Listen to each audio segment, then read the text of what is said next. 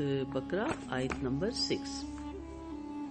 इन्नल्लज़ीना काफरू, बेशक वो लोग जिन्होंने कुफ्र किया, सवाउन अलैहिम, बराबर है ऊपर उनके, वा अंज़रतहुम, आप डराएं उनको, अम या लमना तुनज़िरहुम, आप डराएं उनको, ला युमिनून, वो ईमान नहीं लाएंगे।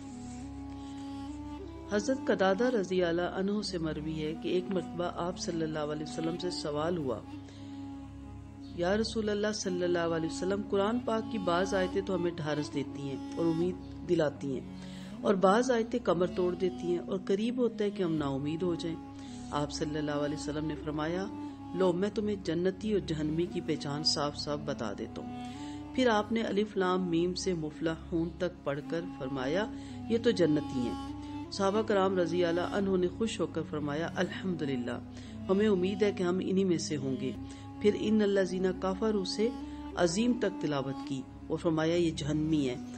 तो सहाबा कराम ने फरमाया, क्या हम ऐसे नहीं? आपने फरमाया हाँ, यानी आप के अंदर ये चीजें नहीं। तो यहाँ पे शुरू में ये हदीस लाने का मकसद ये था कि यहाँ से अब तरबियत शुरू हो जाएगी, और सबसे पहले अल्लाह ताला ये बताएंगे कि ये जो कुछ अलामात हैं काफर की, मुनाफिक की, फासिक की, फासिद की, ये सारी अलामात आपके नोटिस में हो, ताकि जब आप कोई दीन का हुक्म आपको मिले तो आपको पता चले कि कहीं मैं खुदा न खास्ता इनकार करने वालों में या मुनाफिकत करने वालों में, या आप कह लें कि फासिक होता है नाफरमानी करने वालों में, फासिद होता है फसाद करने वालों में, जालिम होता है किसी का हक अदा ना करने वालों में, इनमें तो नहीं शामिल हो रही। तो पहले आपकी तरबियत हो रही है। पहले 10 पारे आपकी जो पिछली हमारे अंदर बुरी हैबिट्स कह लें, आदतें कह लें, उनको साफ करता है। उसके बाद अगली फिर 10 पारों में आपको फिर चमकाता है, और आखिरी 10 पारों में तो बिल्कुल आप शाइनिंग देने लग जाते हैं। तो एक नया इंसान बनाता है कुरान। तो यहाँ पे जो पहली कैटेगरी है मैं आपको थोड़ा सा बता भी दूं ताकि आपको फिर समझने में आसानी हो।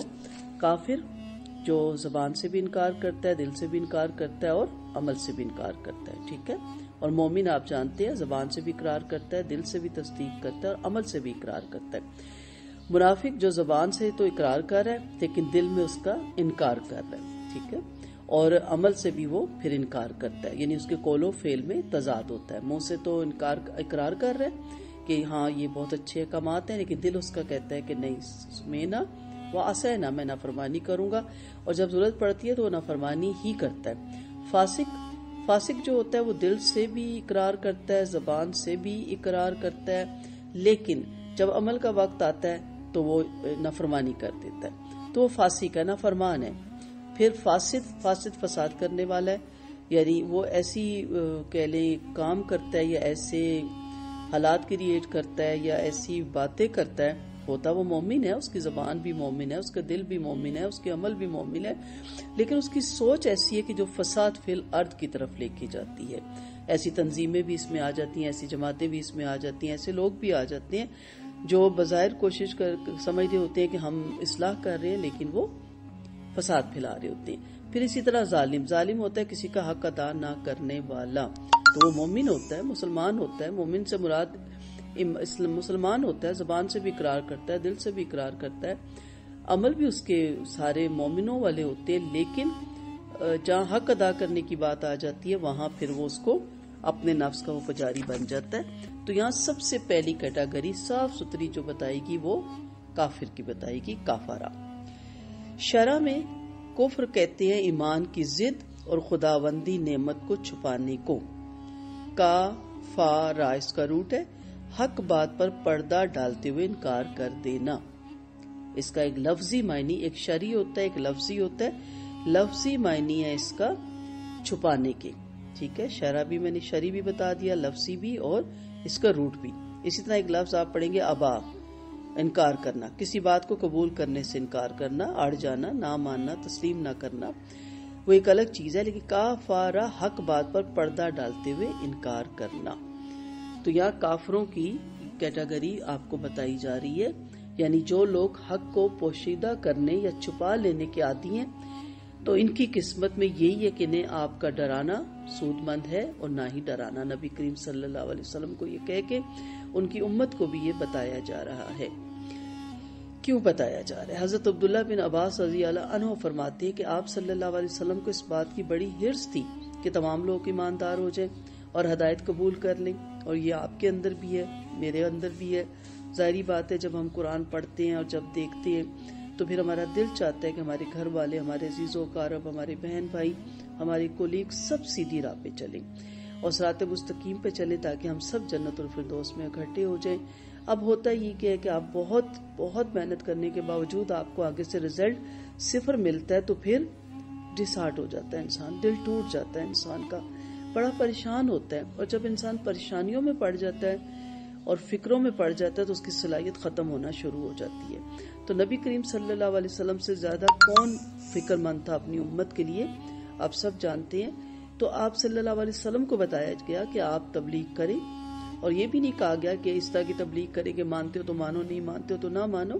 سنسیئر ہو کے، اپنی جان لگا کے، پوری صلاحیت لگا کے، پورا وقت لگا کے، نیت آپ کی خالص ہو، اللہ کی رضا ہو. آپ نفل بھی پڑھ کے دعا بھی کر سکتے ہیں امت کے لیے، اپنے رشتہ داروں کے لیے، لیکن اس چیز کو اپنے اوپر اس طرح سوار مت کریں کہ آپ جو لوگ سیکھ رہے ہیں وہ آپ کی وجہ سے متاثر ہوں اور آپ سمجھ رہے ہو کہ میرا فلاں نہیں مان رہا اس لیے میں ورڈ ہوں، اس لیے میرا دل ہی نہیں چاہتا کہ میں دین کا کام کروں کیونکہ میری اپنے بہن بھائی تو مانتے نہیں.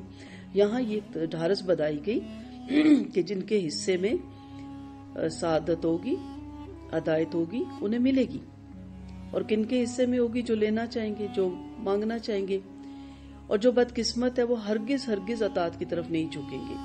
تو مطلب کیا ہوا کہ جو قرآن کو تسلیم نہیں کرتے اور کہتے ہیں ہم اگلی کتابوں کو مانتے ہیں، انہیں ڈرانے کا کوئی فائدہ نہیں، اس لیے کہ تو خود اپنی کتاب کو بھی حقیقت نہیں مانتے تھے، کیونکہ اس میں آپ صلی اللہ علیہ وسلم کے ماننے کا عہد موجود تھا. تو جب وہ اس کتاب کو اور اس نبی صلی اللہ علیہ وسلم کی نصیحتوں کو نہیں مانتے جس کے ماننے کا اقرار کر چکے ہیں، تو بھلا وہ آپ کی باتوں کو کیسے مانیں گے.